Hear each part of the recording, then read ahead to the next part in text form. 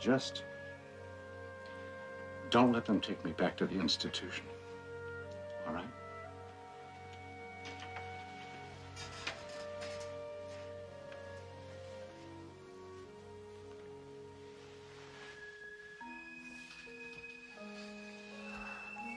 Don't worry, Norman, I won't.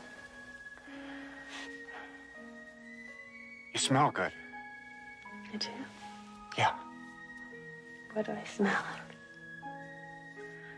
You smell like the toasted cheese sandwiches like? What?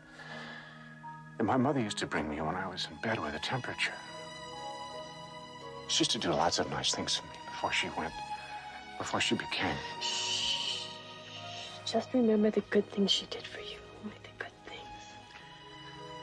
I can't. They're not there anymore. Of course they're there. No, the doctors took them all away. Along with everything else. Except those sandwiches. Shh. Shh. Just sleep, Norman. Boogeyman band coming round the bend. Is Boogeyman band. Is Boogeyman band. Greetings and fellow fried fiends, and thanks so much for dropping by the Horror Zone channel. I hope everyone's doing well. Today's video is part 2 of my Psycho 2 40th anniversary tribute series. This one's going to be focusing on my favorite actor of all time, that being the late great Anthony Perkins, or Tony Perkins. Psycho 2 was my introduction to the Norman Bates character and Anthony Perkins as an actor. Yes, I did see The Black Hole at a double feature screening with Sleeping Beauty when I was about, I'm going to say 6.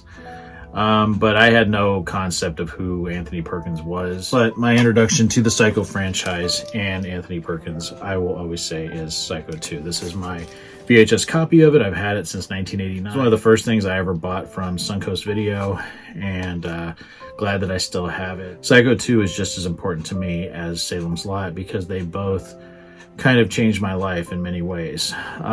Psycho 2 was a very personal story, and it was a very different kind of horror movie sequel. And it was really amazing how Psycho 2 came together, and the fact that they were able to get Tony Perkins to reprise his role. A lot of people might not know it, but they were thinking about Christopher Walken at one point playing Norman Bates, because Perkins had tried to, for years, distance himself from that character, even going as far as to do a lot of movies in Europe where, he could, do the kind of leading men roles that he was known for prior to Alfred Hitchcock's masterpiece.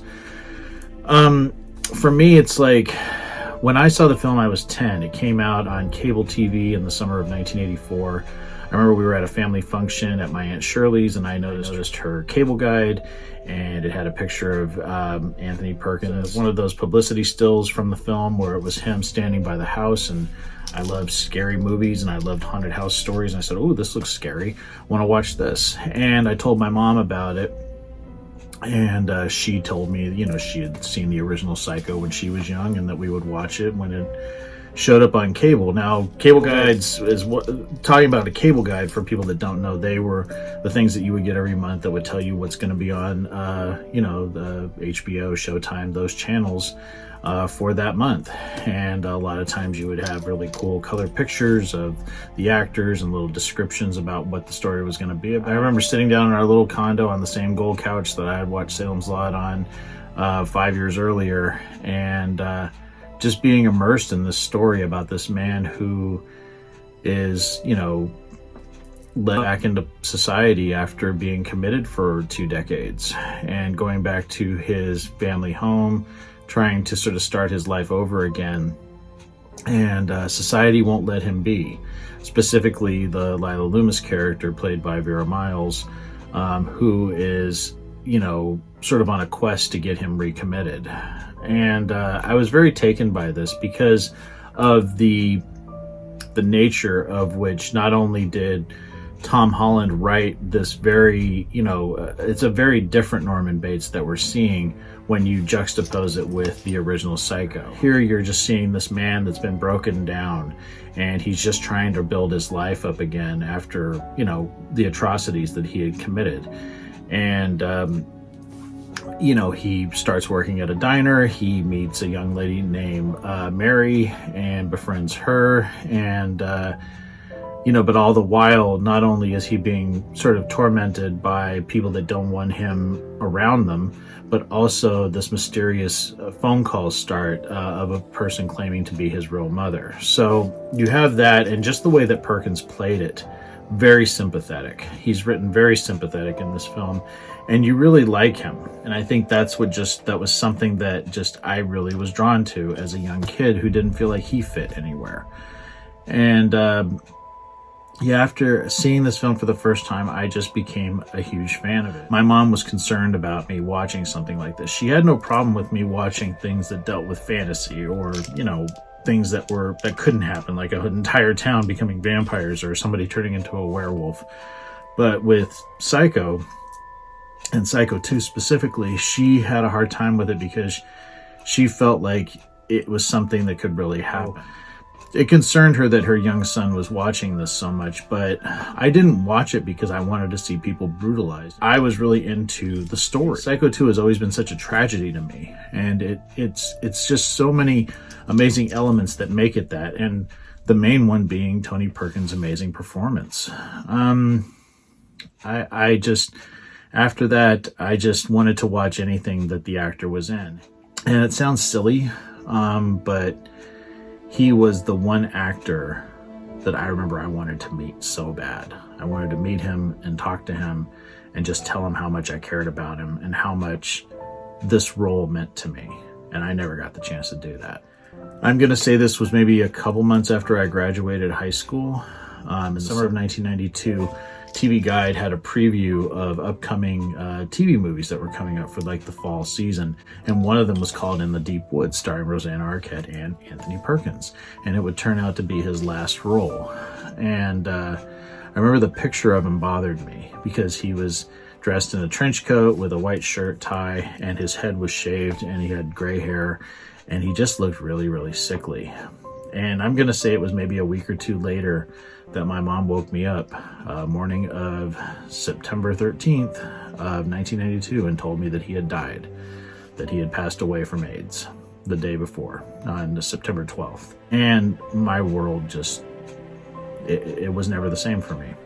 And to this day, 31 years later, it still makes me sad when I think about it.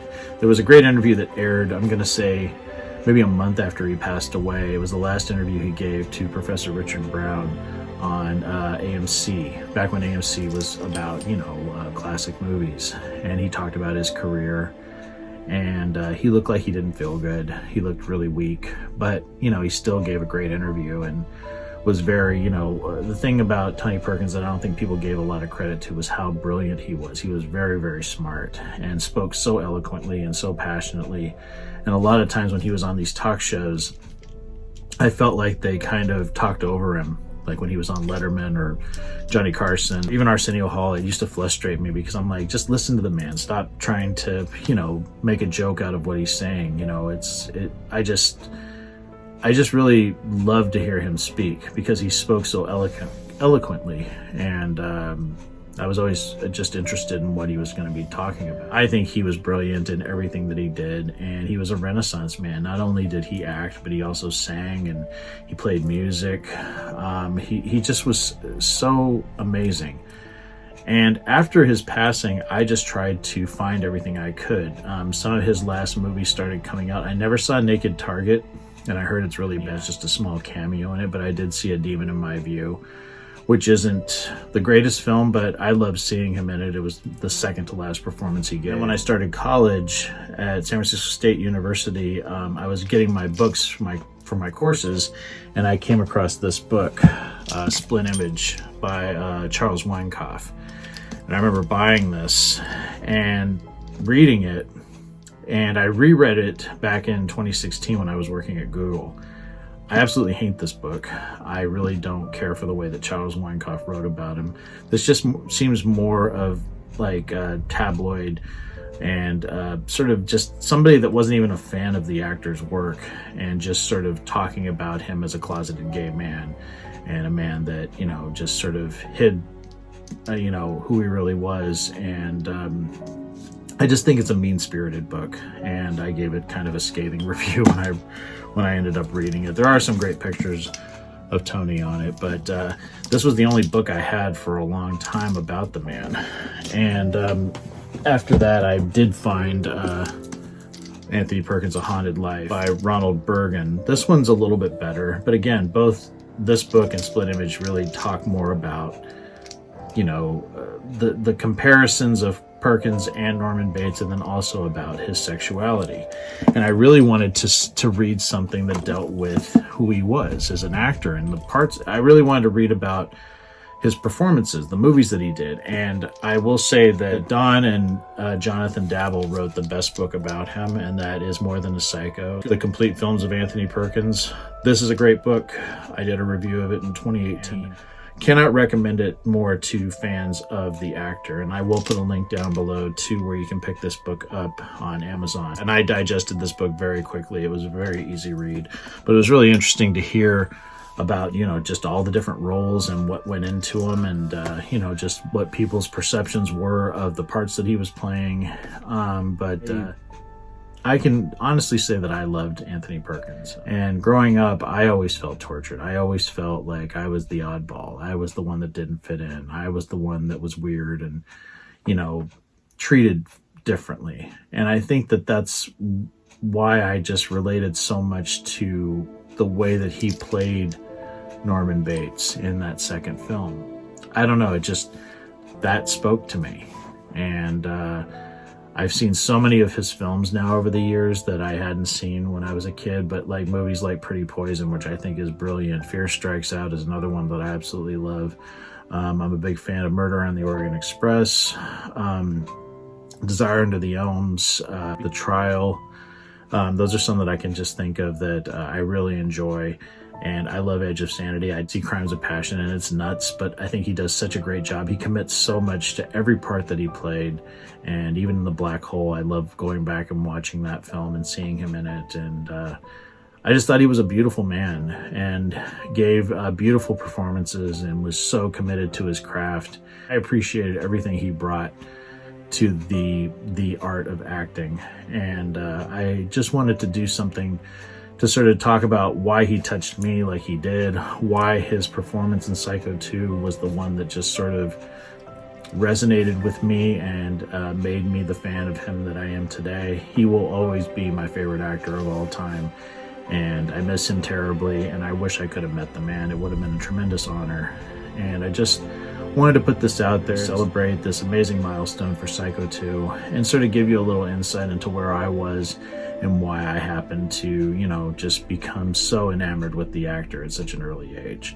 So I hope everyone enjoyed this. A little personal, a little more personal than I like sometimes, but just thought it would be fun to sort of, you know, talk about, again, this amazing film and the amazing actor that brought the Norman Bates character to life and played him over 4 films, and was a true artist, was a true Renaissance man, and is someone that I deeply miss. So hats off to the late great Anthony Perkins. I'm curious if anybody else is a fan of the man, but outside of the Psycho films. Again, the best book that I could recommend is More Than a Psycho. Pick this book up if you're a fan of his acting.